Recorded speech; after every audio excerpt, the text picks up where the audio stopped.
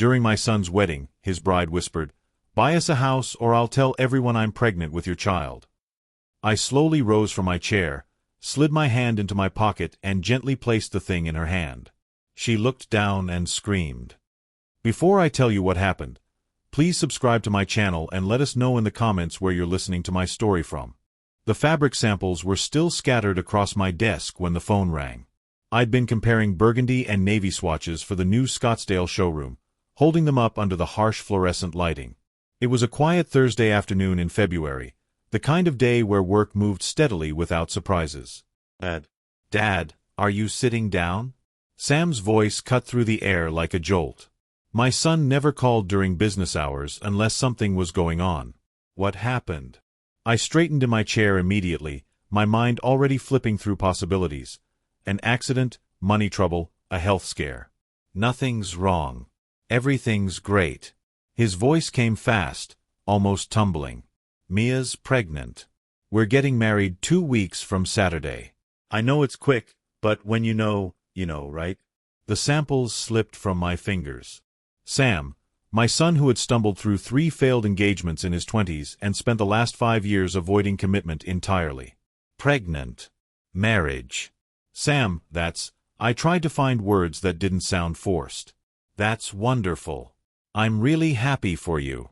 I want you to meet her properly tonight, if that's okay. Can we come by for dinner?" I looked at my watch. 3:15. Of course. 7 o'clock. After he hung up, I leaned back in my leather chair and stared at the ceiling tiles. He hadn't mentioned Mia before last month.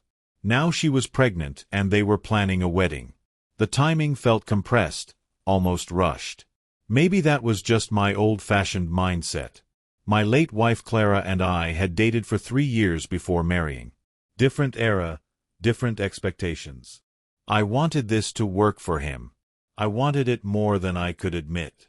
The market on Camelback had good steaks. I chose 2 ribeyes and a New York strip, then grabbed asparagus and baby potatoes. I picked up a Napa Cabernet, nothing extravagant, but respectable.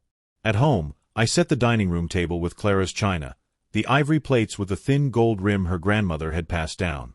If Sam was starting a family, the moment deserved some form of acknowledgement. Traditions still mattered. They arrived right at 7.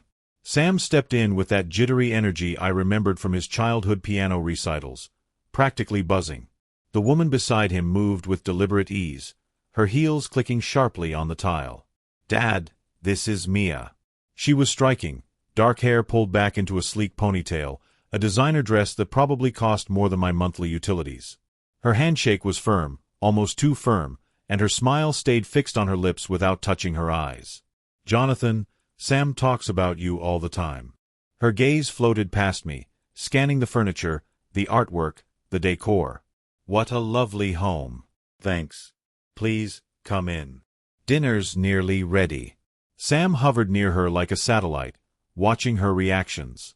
As soon as we entered the dining room, Mia's focus locked onto the china cabinet. "These pieces are interesting. Are they antiques?" She stepped closer, already lifting her phone. "Mind if I take some pictures? I adore vintage design." Before I could answer, she was already snapping photos of the credenza, the grandfather clock, the cabinet. Sam jumped in. "Mia's really into interior design. She has incredible taste." "I'm sure she does." I headed to the kitchen, grateful for the momentary escape. Something in her voice when she said antiques didn't sound like admiration. It sounded like evaluation. Dinner started pleasantly enough. Sam asked about business and gave updates about his commercial real estate job, but Mia steered the conversation with surgical accuracy. 4 stores, Sam mentioned. That must bring in a lot of money. She cut her steak, eyes fixed on me. "What's the annual profit for something like that?" "It changes. The economy affects furniture sales more than people think." I kept my tone light, professional. "But you must do well.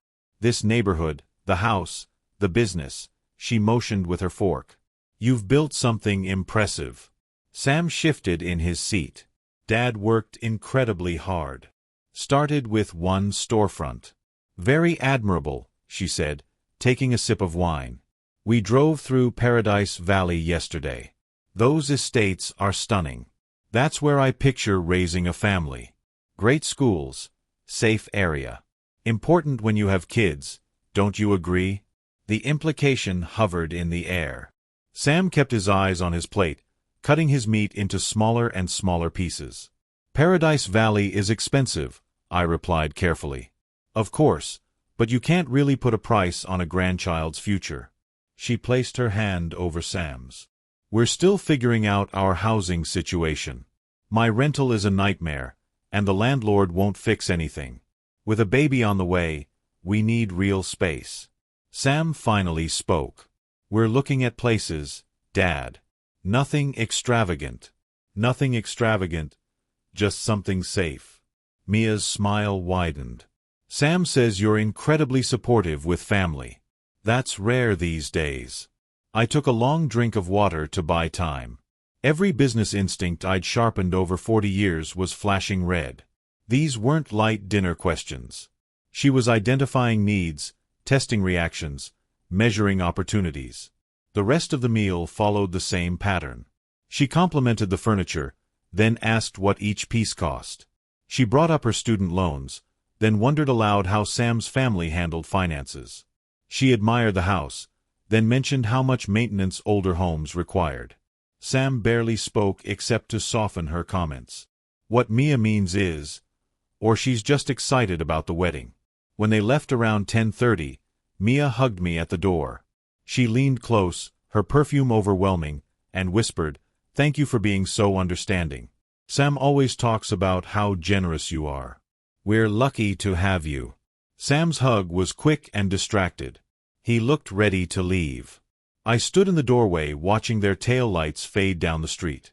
Mia's head was already bowed over her phone, the screen lighting up her face. Inside, I cleared the table slowly, washing Clara's china by hand even though the dishwasher was right there. My hands followed the familiar routine while my mind replayed the evening. The way Mia photographed my home without waiting for permission. The pointed questions about money, about property, about my supposed generosity. Sam's silence, his hunched posture, the way he avoided meeting my eyes. I told myself it was nerves or wedding stress. But the instinct, the same one that had saved me from terrible business partners, bad investments, and deals that looked perfect on paper but felt wrong, was screaming at me. Something in her eyes when she looked around my home unsettled me. She wasn't seeing the house where her future child's grandfather lived. She was calculating numbers. I woke at 6 on Friday morning after barely 3 hours of broken sleep. Every time I drifted off, I saw Mia's face across my dining table and heard her asking about revenue and property values. The coffee maker hissed and gurgled while I sat at the kitchen table, staring at the chairs where they had sat just 12 hours earlier. The details wouldn't leave my mind. The way she held her phone while photographing the credenza, not like someone admiring craftsmanship, but like someone documenting an inventory list. Her questions hadn't been casual. They'd been strategic. And Sam's expression, that hollow, guarded look I'd seen once before, 3 years ago, when Lauren controlled every inch of his life, echoed the past in a painful way. By 10, I was at the office, but the inventory report stayed untouched on my desk. I opened LinkedIn and typed Mia Sanders Phoenix into the search bar. Her profile appeared polished and immaculate.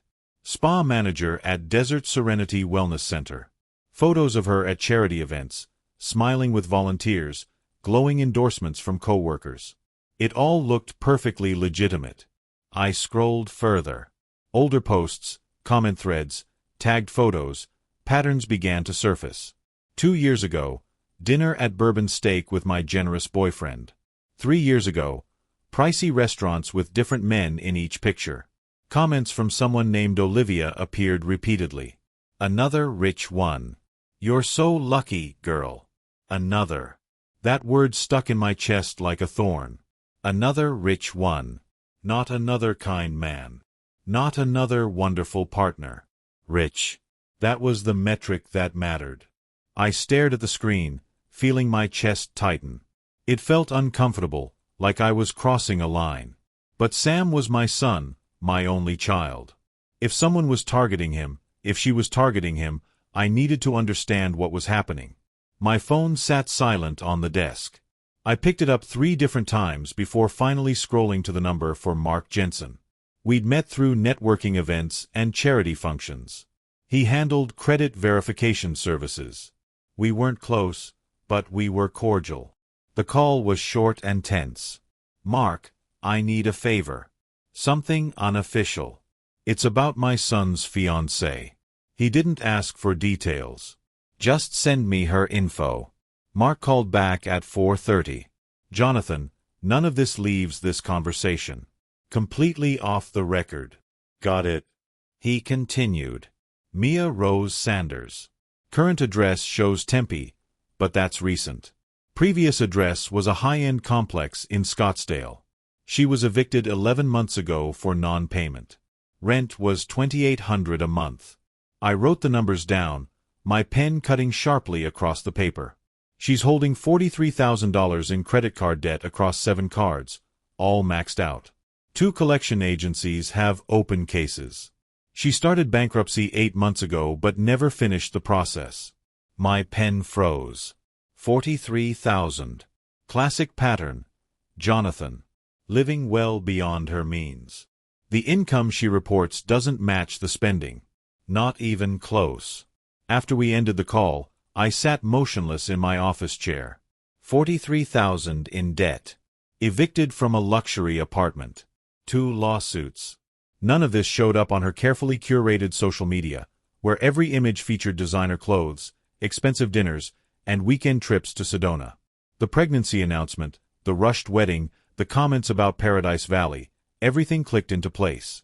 She wasn't marrying Sam. She was marrying access to the money she believed he had. Or more precisely, the money she believed I had. I called Sam at 6:15, knowing he'd be home by then.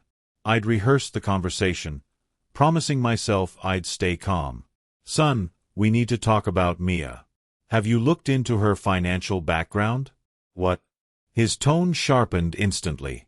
"What are you talking about?" "I had someone check her credit. Sam, she has serious debt, over 40,000. She was evicted. There are active collections." "You did what?" The fury in his voice hit like a blow. "You investigated her? You dragged someone into this to dig through her life?" "Sam, listen. She has 7 maxed-out cards and 2 lawsuits. This is dangerous financially, especially with a baby. Don't." His voice cracked. "Do you have any idea how invasive this is? How controlling? I'm 35, Dad. I'm not a kid. I don't need you snooping around my fiancé's life. I'm trying to protect you. These are facts. She was living far beyond her income. You never liked anyone I dated. Not Lauren, not Melissa, not Emma. You found faults with all of them. This isn't about liking her." I kept my voice steady, fighting the rising stress. "This is about a pattern of reckless spending from someone who suddenly shows up pregnant and wants a wedding in 2 weeks. Sam, just think about how fast everything is happening. You just can't stand me being happy with someone you didn't choose." His voice was raw, hurting. "You always do this. I should have known you'd find a way to destroy this. Dad, don't contact me again." The call ended abruptly. I stared at the dead screen in my hand. Outside my window, the Phoenix sunset painted the sky with streaks of orange and purple, beautiful but meaningless. I opened Mia's Instagram again. Photo after photo showed luxury bags, fine dining, California wine country, spa weekends, jewelry, nothing that aligned with a spa manager's salary. None of it made sense unless someone else was funding it, or unless she was looking for someone who would. The pregnancy could be real or staged. The rushed wedding left no time for scrutiny. The Paradise Valley comments planted expectations early. Sam's defensiveness minimized interference. She'd done this before. Olivia's comment confirmed it. Another rich one. I pulled open my desk drawer and grabbed a legal pad, something I did when a problem needed structure. At the top of the page, I wrote, "Mia Sanders, what I know." The list kept growing. Debt totals, the eviction date, the timeline of her relationship with Sam, every pointed comment from the previous night's dinner. By the time I finished, 3 full pages were covered in notes. Sam wasn't going to listen. That much was obvious. He'd chosen his position, and it wasn't with me. Which meant I had 2 weeks before the wedding. 2 weeks to uncover proof that she was targeting him. 2 weeks to stop this before she ruined my son. I clicked back to her Instagram, studying every photo with new awareness. Somewhere inside that curated gallery was the truth. Somewhere, evidence waited. I just had to find it. A week passed after Sam hung up on me. 7 days of complete silence that felt like months. I'd left 8 voicemails. The first 2 were calm, straightforward explanations about the credit report. By the 4th, I found myself pleading. By the 7th, I'd abandoned any attempt at composure. None of them were returned. On Thursday afternoon, I drove past Sam's apartment in Tempe. Mia's white BMW sat in his parking spot like it belonged there permanently. I circled the block twice before forcing myself to drive away. Mark called on Wednesday with more information, sounding uneasy. "Jonathan, I probably shouldn't tell you this, but Sam emptied his savings account. $47,000. Gone for the wedding. That's not all. He took out a personal loan, $35,000 at 18% interest, for the reception venue." I sat at my desk holding the phone long after he hung up. $82,000. Sam's entire safety net, plus debt that would take years to undo, all for a ceremony that would last 4 hours. The invitation arrived that Saturday. Thick cardstock, embossed lettering, my name written in elegant script. The Phoenician Resort in Scottsdale. Ceremony at noon, February 22nd. I looked up the venue online. Their wedding packages began at $80,000. The premium editions, the kind Mia would insist on, pushed the total well into 6 figures. The numbers didn't add up. Sam's salary, his savings, the loan, none of it matched what I was seeing. Someone had agreed to cover the rest. On Monday morning, I called the resort's events coordinator, keeping my tone casual. "I'm asking about availability for my daughter's wedding. What does the Sanders ceremony on the 22nd include?" Her enthusiasm bloomed through the phone. "Oh, the Sanders wedding is stunning. Everything is top tier. Open bar with premium selections, a live orchestra, imported French roses, a chef's tasting menu for 200 guests. They spared no expense." I thanked her and hung up, my stomach twisting. Sam was sinking, and Mia was loading more weight onto him. That night, I sat at my kitchen table composing messages to Sam, deleting each one. "Son, please call me." Delete. "Sam, I'm worried about your finances." Delete. "I love you and I'm sorry." Delete. Everything sounded either desperate or controlling. I sent nothing. On Wednesday afternoon, a text came from an unknown number. "Jonathan, it's Mia. We need to talk privately before the ceremony. It's important for Sam. Can we meet?" I stared at the message for 10 minutes, reading it repeatedly. She was preparing to make a move, but toward what? My instincts, the same ones that had protected me from disastrous business deals for decades, told me this wasn't reconciliation. This was negotiation. I typed back, "When and where?" Her reply arrived instantly. "Tomorrow evening at your place. Sam thinks I'm at my bachelorette dinner. 7 o'clock. Thursday morning, I drove to an electronics store on Bell Road. The clerk was young and eager, excited to show off the devices. "I need something for recording business meetings," I told him. He showed me a recorder the size of a USB stick. "This one is great. 20 hours of battery, voice-activated, crystal clear up to 15 feet. Is recording legal in Arizona?" "One-party consent," he said confidently. "As long as you're part of the conversation, you don't have to notify the other person." I bought it immediately. In the car, I looked up the law myself. He was right. One-party consent. Fully legal. I practiced with the device. Just a small button, a quick red blink, then silence. At home, I tested it by reading the newspaper out loud and playing it back. My voice sounded thin but perfectly understandable. Whatever Mia planned, I would have it on record. Friday evening at 7, I watched through the front window as Mia's BMW turned into my driveway. She stepped out in a soft pink sweater, her makeup subtle, her hair loose around her shoulders. She looked young and fragile, every detail deliberately chosen to convey innocence. I switched on the recorder in my jacket. The red light flashed once. "Jonathan, thank you for seeing me." Her smile was gentle, apologetic, practiced. "I know things have been tense." I led her into the living room. She settled onto the couch, accepted a glass of water, and her expression softened even more. "I owe you an apology. I was too assertive at dinner. Wedding stress, you understand. I didn't mean to seem materialistic." I observed the performance, recognizing every step. Soften the target, build rapport, then introduce the request. I'd seen it 100 times in negotiations. "Sam cares for you so deeply," she continued. "The distance between you is hurting him. I wanted to fix this before the wedding. Can we start fresh?" Her eyes were wide, sincere, perfectly trained. If I didn't know better, I might have believed her. "I appreciate you coming, Mia. I want Sam to be happy." Her smile brightened, relief spilling across her features. Then she carefully added, "There is one small thing. Sam's been really stressed about money. The wedding costs are higher than we expected." She paused, letting the silence settle. I waited. "I was wondering if you could help with our housing after the wedding, just for a little while, until we're stable." The test. A probe to measure how far my support would extend. "We can talk about that after the wedding," I said evenly. "Let's focus on the ceremony first." Her smile tightened. Not the answer she wanted, but she nodded and left 15 minutes later. When her tail lights finally faded down the street, I sat alone in my dim living room and replayed the recording. Her voice came through clean and sharp, every calculated pause captured perfectly.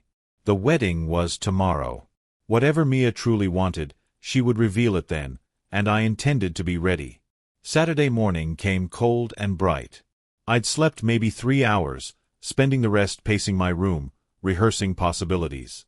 None of them prepared me for what I was about to face. The Phoenician resort sprawled across the base of Camelback Mountain like a palace. I pulled into the circular drive at 10, watching valets in tailored uniforms hurry to greet arriving cars. Wealth radiated from every corner: the flawless pavement, the towering palm trees, the marble columns bordering the entrance. Ice sculptures stood by the doors, massive swans that must have cost thousands. Floral arrangements 12 feet tall lined the walkway, cascades of white roses and orchids. I calculated at least $5,000 in flowers alone, likely more. Guests were arriving, women in designer cocktail dresses, men in sharp suits. I recognized a few of Sam's friends from his college days. They looked established, polished, the type of audience Mia would want witnessing her victory. I touched my jacket pocket, feeling the recorder's small weight. My phone buzzed. Guest lounge, second floor, east wing. 11 a.m. alone. I walked through the venue toward the ceremony area. The ballroom looked like a spread from a luxury magazine. Crystal chandeliers scattered light across hundreds of roses. Gold chairs arranged in flawless rows for 200 guests. A string quartet tuning in the corner. A champagne fountain already spilling bubbles that sparkled in the light. Through a side doorway, I saw Sam with his groomsmen. He was laughing at something, adjusting his bow tie, checking his watch. He looked sincerely happy. My chest tightened painfully at the sight. At 11 sharp, I climbed the staircase to the second floor. The guest lounge was empty and quiet, with floor-to-ceiling windows overlooking the mountain. I activated the recorder, one red blink, and put it back in my pocket. Mia entered at 11:03, closing the door softly behind her. The wedding dress was breathtaking, likely Vera Wang, silk with intricate beading over the bodice. Her makeup was flawless, her hair styled in an elegant updo, diamond earrings catching every bit of light. She looked like a storybook princess, but her eyes held pure calculation. "Jonathan, thank you for coming early." Her smile was warm, practiced. "I know things have been rough." I nodded, remaining silent. She walked to the window, her voice light. It's such a beautiful day. Sam's so excited. He wishes you two weren't fighting. I want him to be happy, I answered calmly. That's all I've ever wanted. She turned, her smile still fixed, her eyes empty. Then we should discuss how to keep it that way. Permanently. The words sliced through the air. Her tone shifted. No warmth now, just business. Jonathan, let's be realistic. Sam and I need a home. Paradise Valley. At least 850,000. Mia, that's a serious amount. She cut in sharply. I'm pregnant. We need real space. You're going to be a grandfather. Surely that means something. I can help with a down payment. 15, maybe 20%. But buying the entire, she interrupted again, her voice turning cold, the mask slipping away completely. Here's what will actually happen. You're going to buy us that house, full payment, this week. And if I don't? Her smile sharpened like broken glass. Then I tell everyone the truth, that I'm pregnant with your child. The words froze my blood, but I kept my tone steady. That's ridiculous. No one would believe. She laughed quietly, cruelly. Really? Who will people believe? A 63-year-old man or a pregnant 32-year-old bride standing in a wedding dress? Each sentence was a precise blow. I'll say you tried to seduce me at that dinner. That you sent inappropriate messages. That when I refused, you tried to destroy the wedding with fake financial reports. My hands curled into fists. Sam will cut you off forever. Your reputation? Gone. Everyone loves a scandal. Furniture tycoon preys on son's pregnant fiancée. That's front-page news. She paused, letting the threat settle. Or you buy us the house, pretend to be the proud grandfather, and everyone stays satisfied. Your choice. You have 60 seconds. Silence filled the room like smoke. I stood still. 3 seconds, 4, 5, processing the shock, the fury, the ruthless precision of her plan. Then I answered quietly, evenly. Mia, you just made the worst mistake of your life. Her smile twitched. What did you say? I reached into my pocket and lifted the small recorder, holding it up where she could see. The red light was still blinking. Her face drained instantly, turning the same color as her gown. What is that?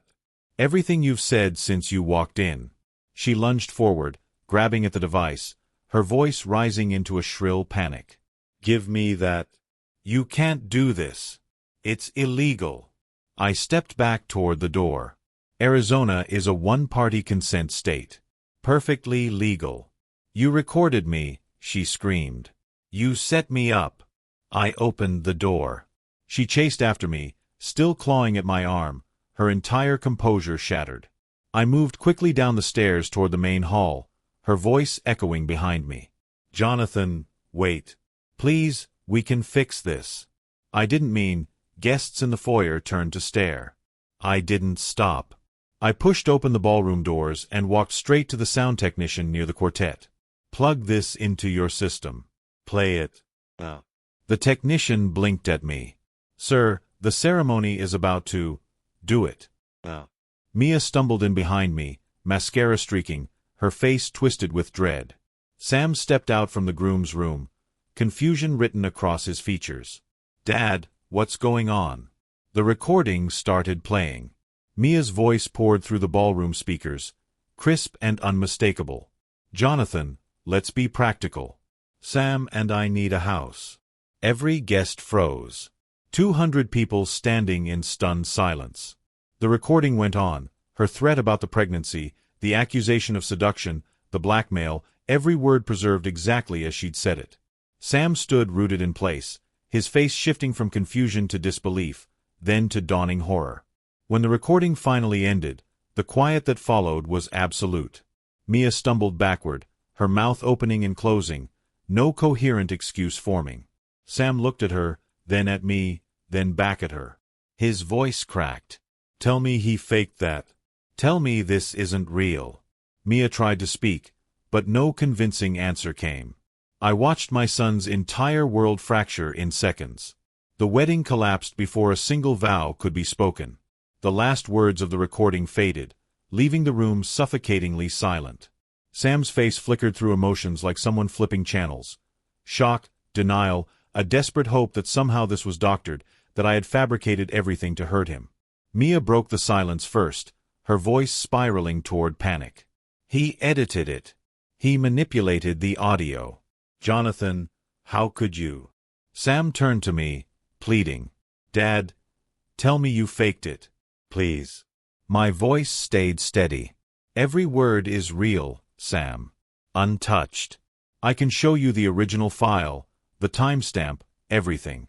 His expression hardened, not acknowledgement, not acceptance of the truth, just a wall rising between us. Someone near the front whispered loudly enough for half the room to hear. I know what I heard. That woman was blackmailing him. Sam moved toward Mia, who had begun crying openly. Real tears now, streaking her makeup in perfect trails. She grabbed his arm. Sam, he's trying to destroy us. He never wanted you happy. This is revenge because you picked me over him. I stepped forward. Son, listen to what she said. She threatened to claim you weren't the father. She demanded $850,000. His voice erupted, raw, wounded, shaking. You always do this. Every relationship I had, you tore apart. You can't stand the idea of me loving someone. Each accusation hit like a blow. This isn't control, I said quietly.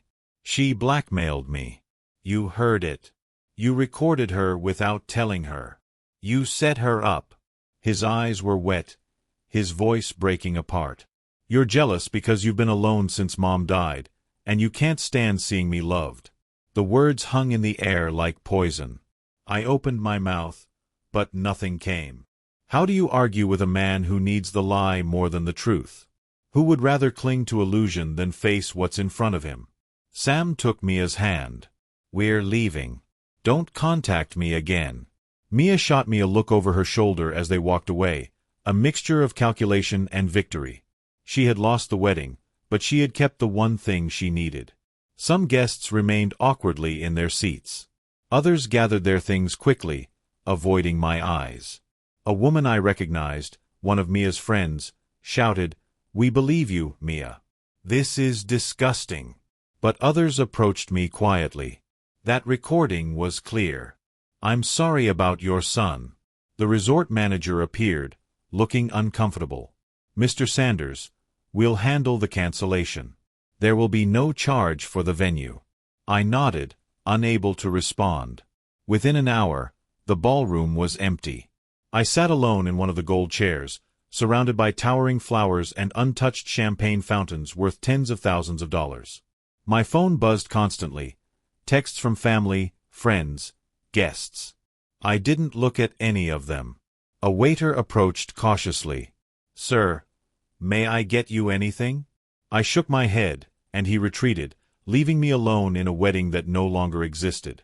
I drove home in a haze, the afternoon heat shimmering off the pavement. The house felt cavernous when I walked inside.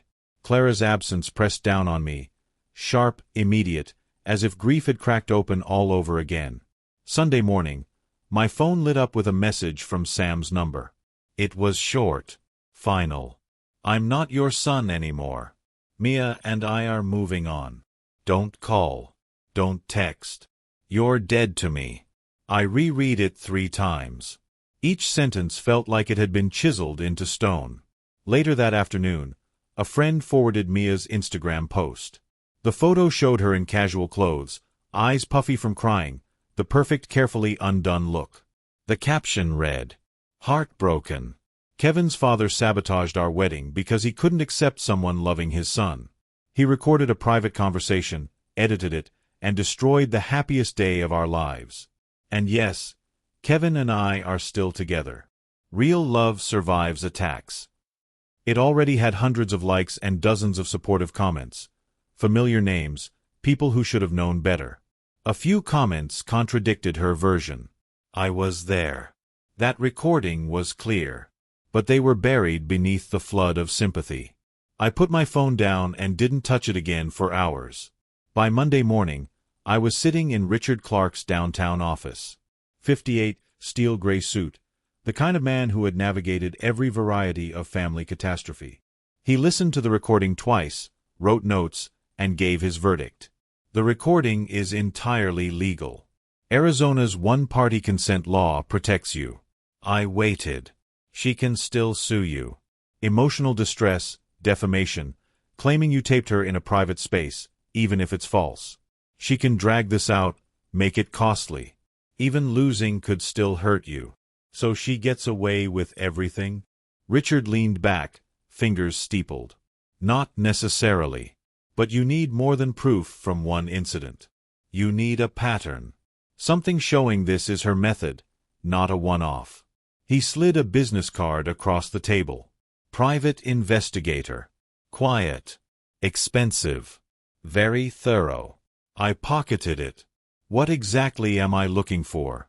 Her past, relationships, finances, habits. Anything proving this isn't new. Anything showing this is who she is. If she had done this before, those men might be willing to talk. I nodded slowly, feeling the shape of a plan taking form. Richard added quietly, almost gently. And Jonathan, prepare yourself. Your son may not come back to you. Not soon. Maybe not ever. The words landed with a heavy, painful truth. As I stood to leave, Richard said one more thing in an almost casual tone. I had someone check hospital records. Doctor visits. Mia Sanders hasn't seen an OB/GYN in 2 years. I froze mid-step. She's not pregnant. No medical indication she is. No prenatal appointments. No prescriptions for vitamins. Either she's lying, or she had a very recent miscarriage she hasn't disclosed. A rush of fury and something like grim relief collided in my chest. She lied about being pregnant to force Sam into marriage. That would be my assessment, Richard said. It makes the blackmail even more deliberate. She created urgency around a fiction. I sank back into the chair. The cruelty of it, using a fake pregnancy to trap my son, settled over me like wet concrete. When I finally left the office, the Phoenix sunlight hit me like a slap. I had proof, a legal recording, evidence of manipulation. And yet Sam still chose her. The victory tasted like ashes. 3 thick manila folders sat open on my desk, the private investigator's findings on Mia's past. The first folder, Robert Green, 45, divorced tech executive from 2022. Bank records showed he paid Mia $75,000 after 6 months of dating. His statement to the investigator read, "She threatened to accuse me of assault if I didn't pay. I had a daughter, a reputation, a company. I paid to make her go away." Second folder, Michael Torres, 51, real estate investor from 2020. Same pattern. A 4-month relationship followed by a sudden pregnancy claim and demands for money. Michael paid $50,000 before Mia claimed she miscarried 2 weeks later. Third folder, David Chen, 48, restaurant chain owner from 2019. He gave her $30,000 after she threatened a workplace harassment accusation. I leaned back, letting the timeline sink in. 3 men in 5 years. $155,000 extracted through threats. Every relationship followed the same rhythm. Charm offensive, rapid intimacy, sudden crisis, financial demands, disappearance. The PI had written one chilling line. Subject displays textbook predatory financial behavior. Targets men 15 to 20 years older with reputations to protect. Sam fit the pattern perfectly, not wealthy himself, but with a father who was. A wave of sickness washed over me as I recognized how calculated everything had been. She hadn't fallen in love with my son.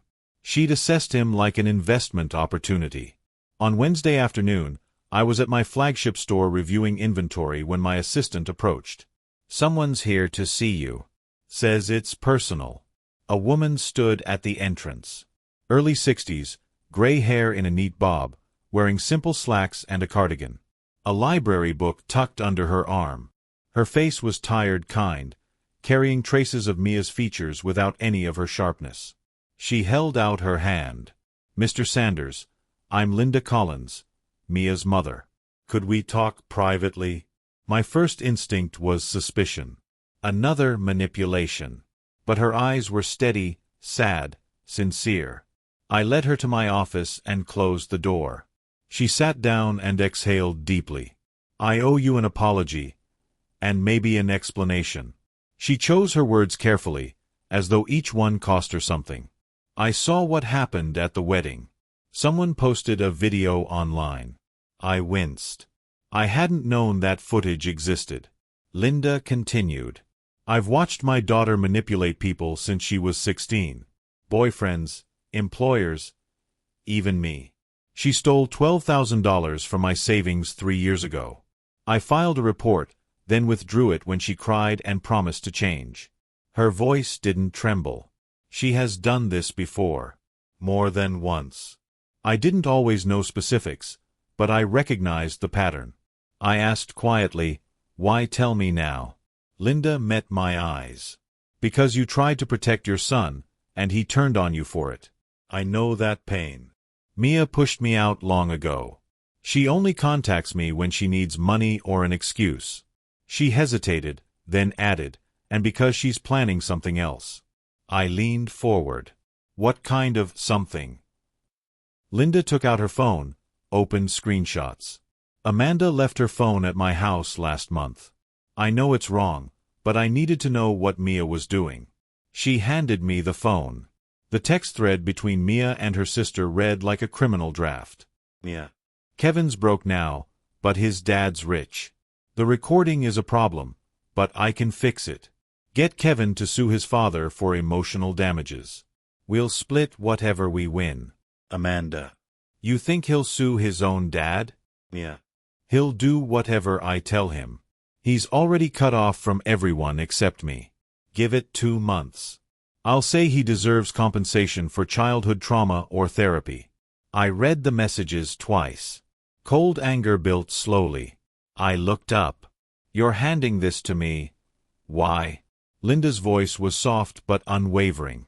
"Because somewhere along the way, I failed. I don't know how, but I raised someone capable of this.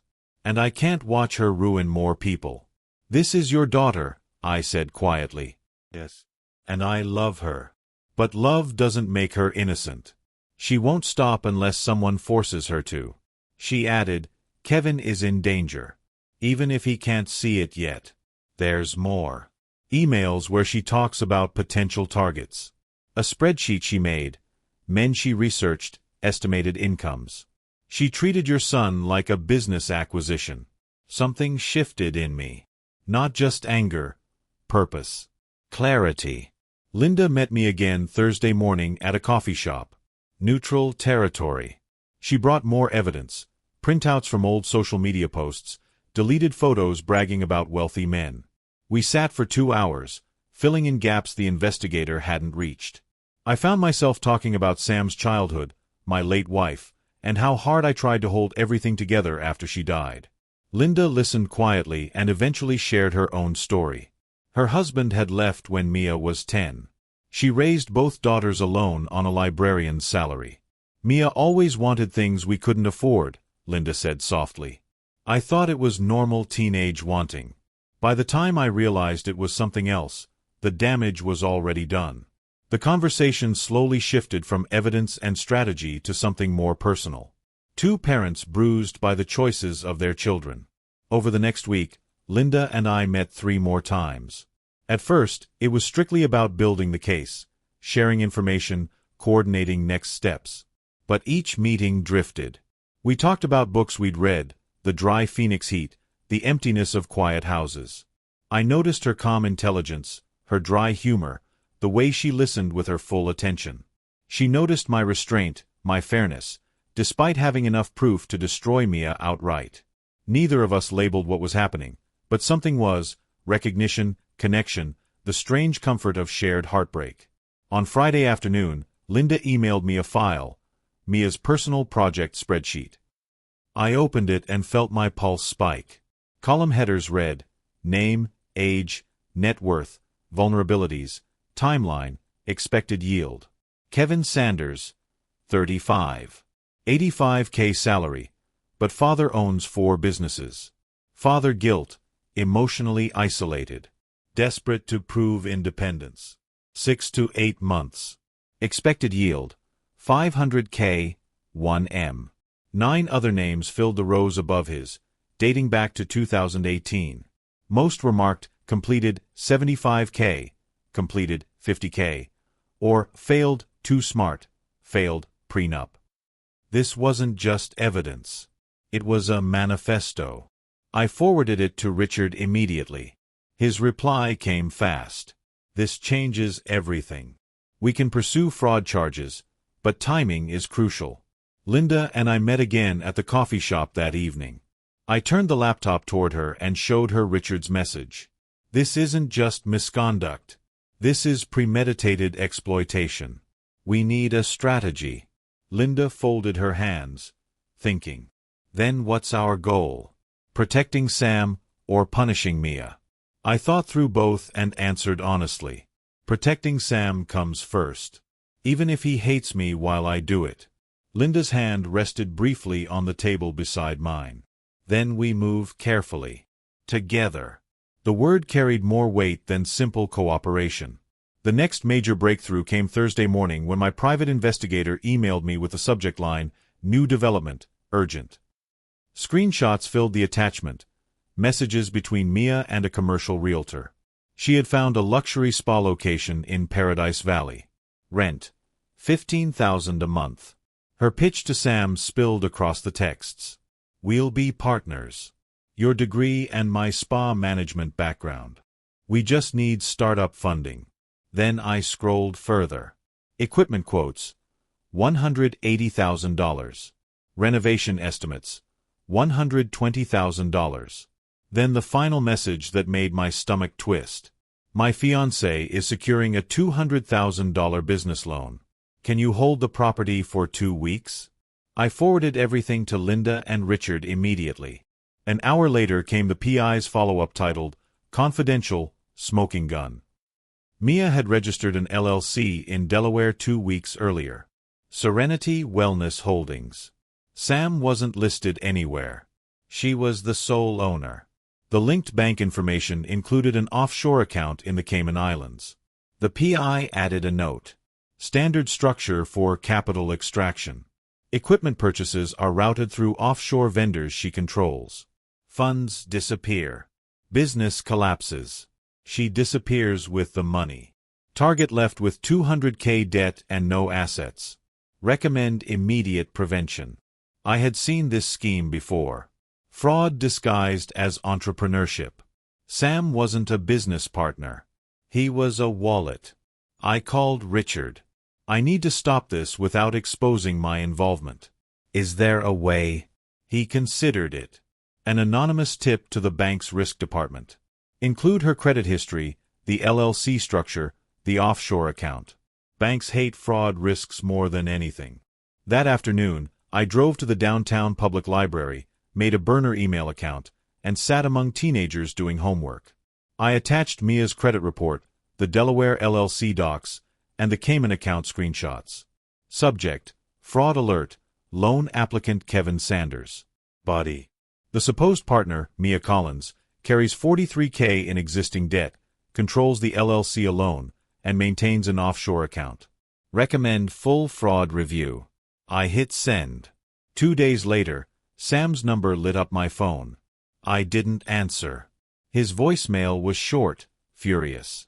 I know this was you. The bank denied my loan. They said someone sent information about Mia. This is low, even for you. I saved the message. An hour later, Mia called from Sam's phone. Jonathan, we need to talk about boundaries. You're crossing lines in Sam's life. I let it ring. The following week, Mia began appearing in places she shouldn't have been.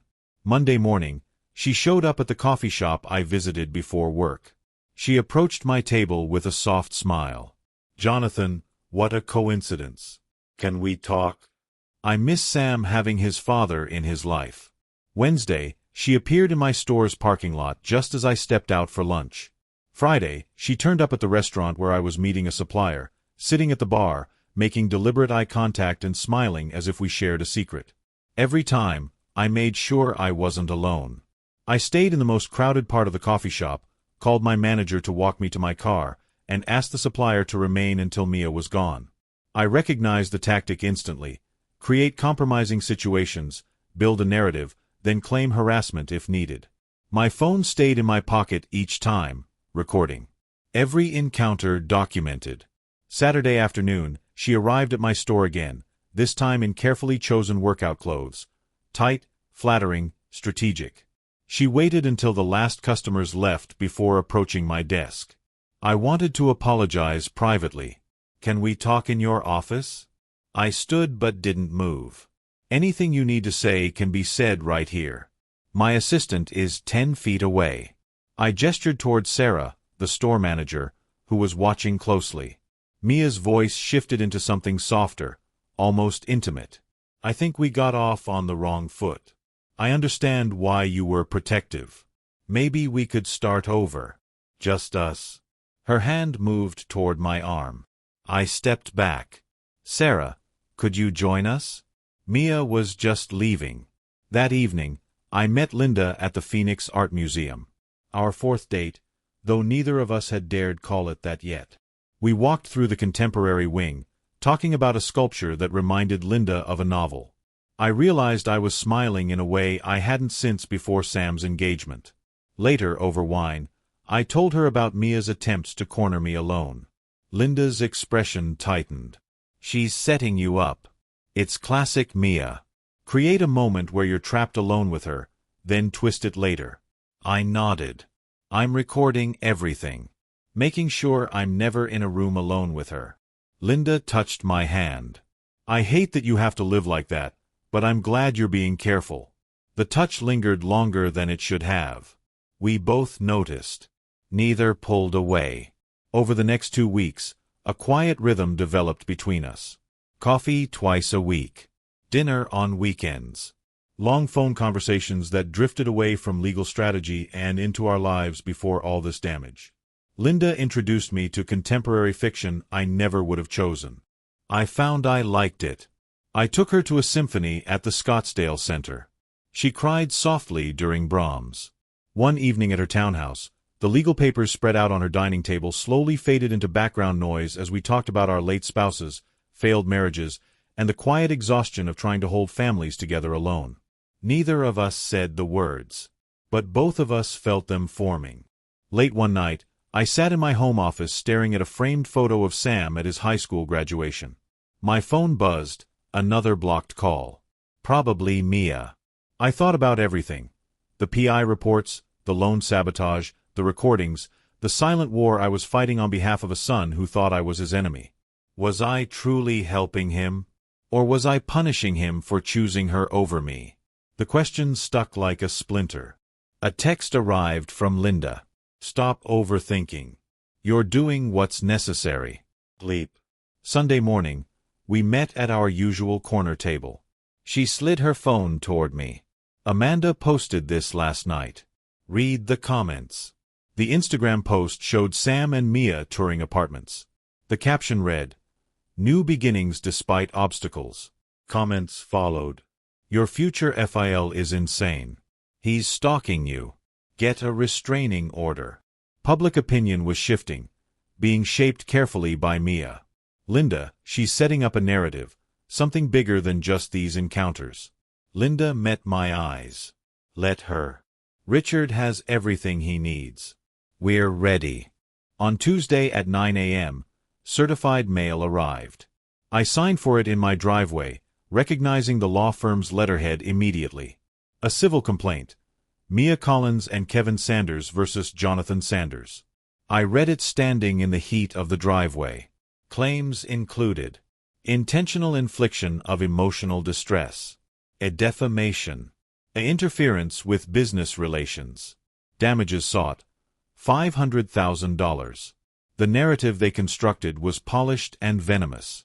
The defendant, jealous of his son's happiness, fabricated recordings, sabotaged business prospects, and humiliated the plaintiffs at their ceremony. I read it twice, feeling a cold fury rise. That afternoon, I sat across from Richard again. He had already marked up the complaint in red ink. "This is bold, but sloppy," he said. "They claim the recording was fabricated. We have metadata, timestamps, forensic audio verification." He turned a page. "They accuse you of sabotaging business opportunities. They can't prove you were involved. Anonymous tip means no trace." Can they win? I asked. Win? No. "But make your life hell?" "Absolutely. Discovery will be brutal. Financials, depositions, public scrutiny. She's banking on you settling." "Not happening." Richard smiled sharply. Good. "Because we're filing a counterclaim. Fraud. Attempted extortion. Blackmail. And we have her past victims ready to testify. The offshore account. The spreadsheet. Everything." By Thursday afternoon, I received another call, this one from Mark, a mutual business contact. He sounded hesitant. "Thought you should know. Sam didn't quit his job. He was fired. He's been missing deadlines, arguing with everyone. Last week he exploded at his supervisor. They had to let him go." I closed my eyes, absorbing it. Sam loved that job. Had built a future there. Mark continued quietly. "He looks terrible, Charles. Thin. Exhausted. Whatever Mia is doing, it's breaking him." I hung up and immediately drafted an email. "Son, I heard about your job. Please talk to me. Whatever you need, I'm here. This lawsuit doesn't change how much I love you." I sent messages to Sam's personal email, his work email, his phone. Every one bounced back or sat unopened. Mia had blocked every channel I could reach him through. Over the next 2 weeks, I wrote him physical letters instead, each one handwritten, each one different. I apologized for the public scene at the wedding, explained why it had been necessary, laid out the evidence again, reminded him of our memories, and told him I would help him in any way without conditions. I mailed them to his old apartment. None were returned, but none were answered. I imagined Mia collecting them, reading them first, deciding which ones Sam would see, if any at all. The silence was worse than his anger. At least anger meant connection. Silence meant exile. On a Wednesday evening, Linda called, her voice tight with worry. "Amanda just told me Sam is selling his apartment." My stomach dropped. That was his only real asset. He'd bought it 5 years earlier. Linda continued, "Mia convinced him they need the money for legal fees and living costs until he finds work. Amanda said she already has a realtor lined up. It'll sell quickly. Good building. Good location." I did the math. Sam had bought it for $240, probably worth $290 now. After the mortgage, maybe $80,000 in equity. Mia would burn through that within months, leaving him with nothing. I asked, could I buy it through an LLC without him knowing? Linda was quiet for a long moment. He would find out eventually. It would look like more control. "I'm sorry." Desperate, I tried sending Sam video messages. I recorded myself in my living room, trying to stay calm even though my voice shook. "I'm not asking for forgiveness. I'm asking you to look at what I'm sending with clear eyes. There's an offshore account. She's done this to 3 other men. I can prove all of it. Just look." I attached PDFs, bank reports, the PI findings, the LLC papers. The message showed as delivered, but never opened. I recorded another one, softer, almost broken. "I know you can't hear me. Mia's blocking everything. But I need you to know I'd do it all again. The recording, the bank alert, everything, because you're my son, and watching you fall apart would destroy me. I didn't send that one. It was too raw, too exposed." Late one April evening, I sat surrounded by legal files and evidence. My computer displayed our lawsuit timeline, discovery in 3 weeks, depositions in 6. Meanwhile, Sam's life was collapsing. No job. Selling his home. Buried in debt. Completely isolated except for the woman manipulating him. My intervention was supposed to protect him. Instead, it had pushed him deeper into her orbit. The doubt that had haunted me for months returned, sharper than ever. What if I was wrong? Not about Mia, the evidence was overwhelming. But about my methods. The confrontation, the interference. Maybe some lessons can't be prevented. Maybe they have to hurt to be learned. I drove to Linda's townhouse without calling. She took one look at me and pulled me inside. We sat together on her couch while I spilled everything. My doubts, my guilt, my fear that I had made things worse. Linda listened, then spoke with quiet certainty. Mia destroyed 3 men before Sam. You caught her threatening you. What choices did you have? Pay her. Let her drain him until he had nothing left? Sam made his choices. You gave him truth. He rejected it. That's on him, not you. She held my face gently. You're not cruel. You're a father trying to save his son with the only tools you had. And when Sam finally opens his eyes, the record you built will still be there. Truth doesn't stop being truth because someone refuses to see it. Something loosened inside me. For the first time in weeks, I could breathe. That weekend, Richard and I finalized our legal response. He prepared 2 approaches, defensive and aggressive. The defensive version keeps things quiet, he explained. The aggressive one makes everything public. Every victim testifies. Her offshore accounts, her schemes, her spreadsheet, all of it comes out. But Sam's name is attached to the lawsuit. He gets dragged through all of it too. I looked at both. My son's signature sat at the bottom of a lawsuit against me. But he was also a victim. Blind, manipulated, but a victim nonetheless. I chose the aggressive option. Sam needs the whole truth, even if it costs me him. Later that night, Linda and I walked through her neighborhood, the desert air finally cooling. When this ends, the case, the exposure, he might still never forgive you, she said gently. I know. Can you live with that? I thought about everything. The wedding, the lies, the fight, the loss, the unexpected connection with Linda. I surprised myself with the answer.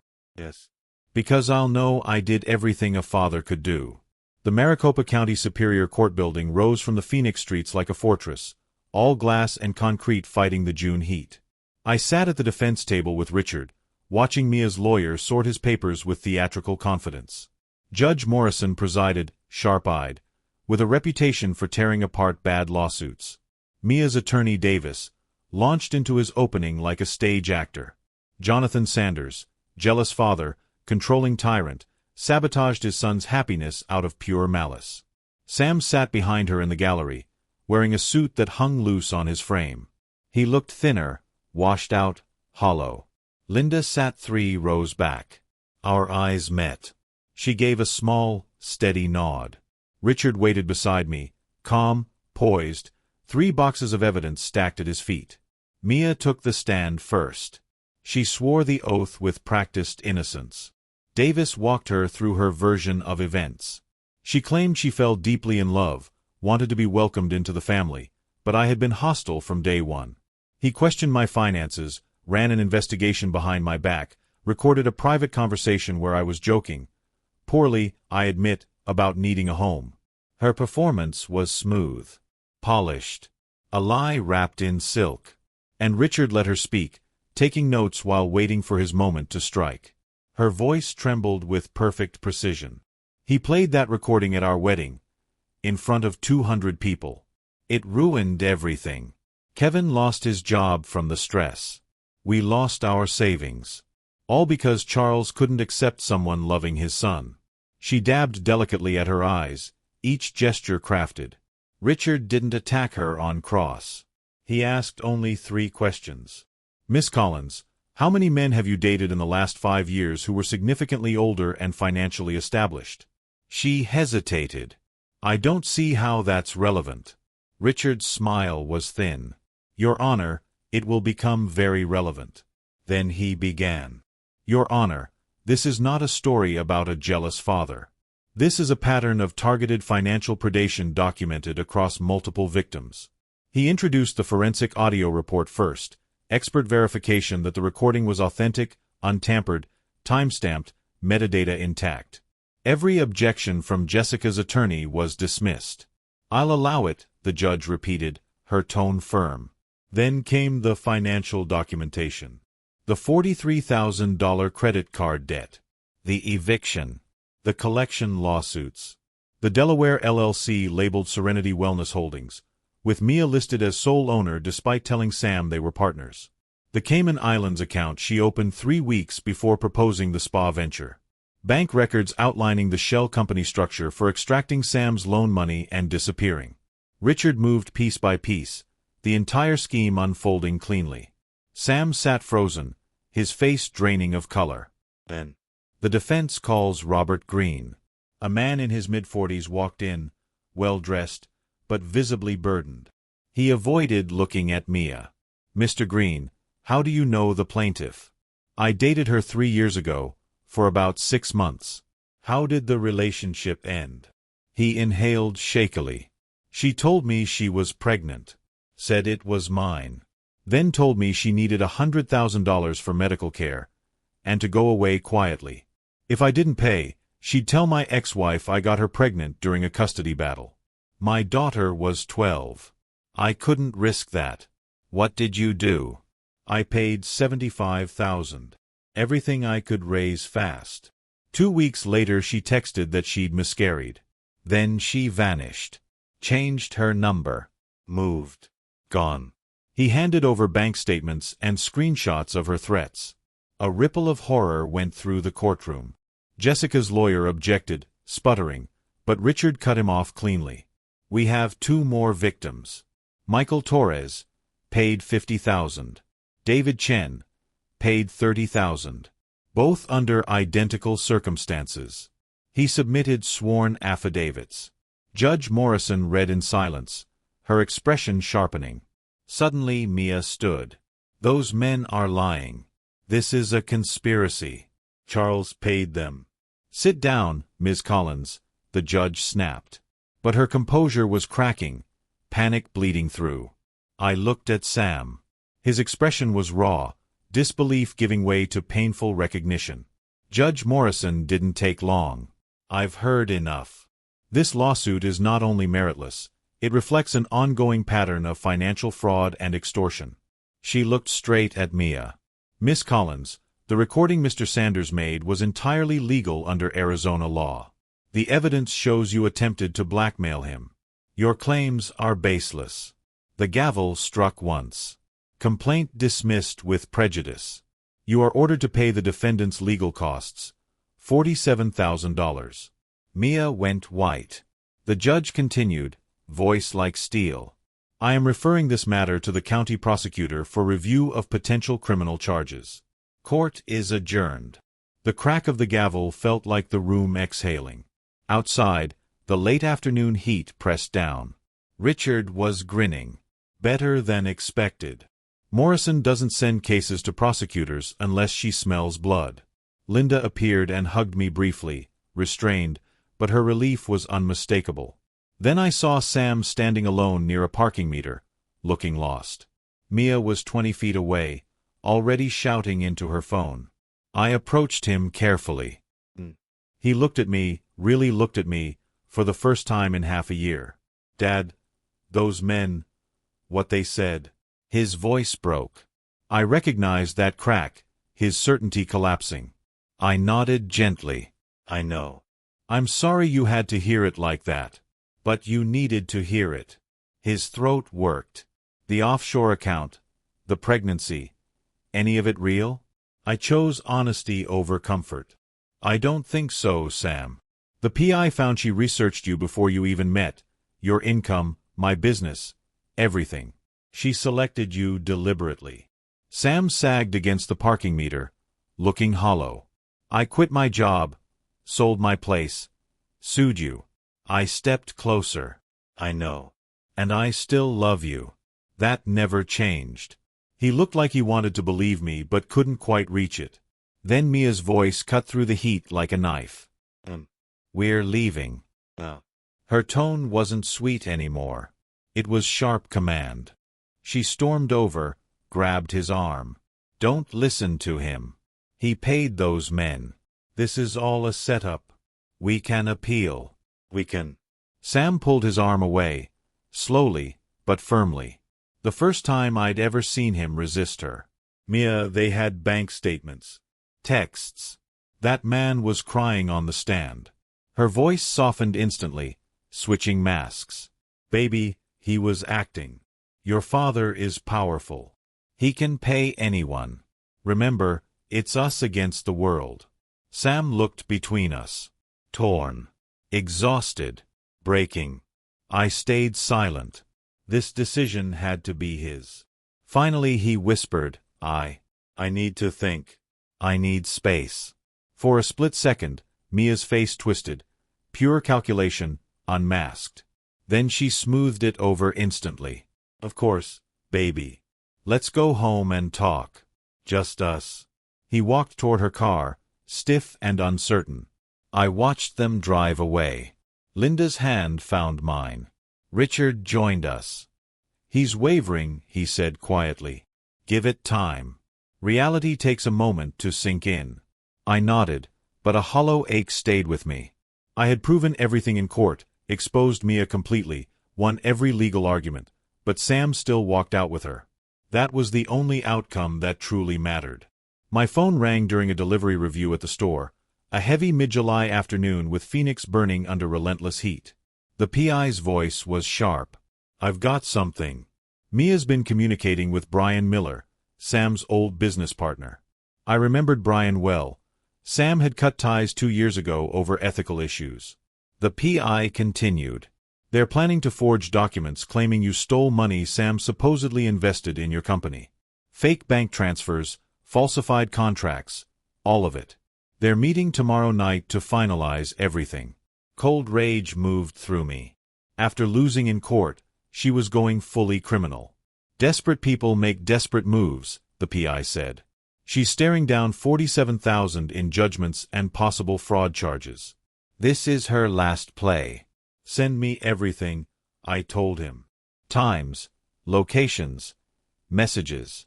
That evening, I sat at my dining table with Linda and Richard, my laptop open, showing the message thread. Mia had written, the old man has money Sam technically invested years ago. We can claim he never returned it, add interest, make it look like embezzlement. Brian replied, I can create backdated investment agreements and fake bank statements. Meet at Dominic's Steakhouse tomorrow at 7. Bring cash. Richard leaned back. This is conspiracy to commit fraud. If we call the police now, they'll arrest them on arrival. I shook my head. Sam needs to hear it himself, directly from her. Otherwise she'll twist it into entrapment and he'll believe her again. Linda touched my hand gently. You're going to bring Sam, aren't you? Let him hear who she is when she thinks he's not listening. Exactly. Can you get him there without her finding out? Amanda owes me, Linda said. She's starting to see exactly who Mia is. I think she'll help. The next morning, I texted Sam from a number he didn't have. He'd blocked my usual number months ago. Sam, it's Dad. Please don't delete this. I need to talk to you. Not about Mia. About your mother. Something I should have told you years ago. Dominic's Steakhouse tonight at 7. I'll wait an hour. Please. Mentioning his late mother was deliberate. Sam always wondered about stories I rarely told. 3 hours later, a reply came. I'll come. 7:15. If this is a trick, I'm done forever. I coordinated with the restaurant manager, a long-time customer. I need a private booth facing table 14, and I need a specific couple seated there at exactly 7. The manager agreed. I arrived at 6:45, took a booth with a high back, clear view of table 14, but they couldn't see me. At 7 o'clock, Mia and Brian walked in. She wore her business casual, serious meeting outfit. Brian carried a sleek briefcase. They ordered drinks. Then Brian opened folders. Here are the contracts, backdated to 5 years ago, showing Sam invested $85,000 into your company. Letters demanding repayment. Your father ignoring them. Mia examined the paperwork, smiling. These are perfect. Once Sam sees them, he'll have no choice but to sue again. His father will settle to avoid embezzlement charges. My hands clenched under the table. I forced myself to wait. At 7:12, Sam walked in, scanning the restaurant. He hadn't seen them yet. I texted him, "Don't come to my table. Look right. Table 14. Listen." I watched confusion spread over his face as he turned. Then he saw her. He froze behind a decorative pillar, hidden from their view. Mia's voice carried clearly. "Sam is such an easy mark. He believes anything I say. I love you, baby. Daddy is the enemy. It's pathetic how desperate he is." Brian snorted. "You've drained him dry. No job, no apartment, nothing left. This forgery gets us maybe 200 grand. Then I take my cut, you pay off court costs, and disappear." Mia laughed, cold and hollow. "The kid. Please. There was never a kid." Sam believed it without even seeing a test. From across the room, I saw Sam's face collapse. His knees buckled. He gripped the pillar to stay upright. Mia kept talking, unaware. The wedding recording was my only slip. Should have checked for devices. But even after that mess, Sam stayed. They always stay longer than you expect. Men like him, isolated, daddy issues. You just tell them what they want to hear and they hand you everything. Sam turned slowly and saw me. Our eyes locked across the restaurant. And everything she had said, everything I'd tried to show him for months, was written all over his expression. I nodded toward the door. He walked out, moving like someone walking through water. I followed. In the parking lot, Sam leaned against a car, hands covering his face. Not crying, something worse. Shock without tears. I approached carefully. His voice came muffled. "You tried to warn me. At the wedding, after court, in every letter. And I called you jealous. Controlling. Bitter. You were in love," I said quietly. "Or what felt like love. And she's very, very good at this." Sam lifted his head. "I sold my apartment. Quit my job. Sued you. For someone who called me an idiot. For someone who was never pregnant. None of it was real." I stepped closer. "You weren't stupid, Sam. You were manipulated by a professional. That's different." He shook his head, defeated. "I lost everything. I'm nothing." I pulled my son into a hug, the first in 8 months. "You have me. You've always had me. That never changed. Not for a single day." Kevin collapsed then, crying into my shoulder the way he hadn't since he was a boy.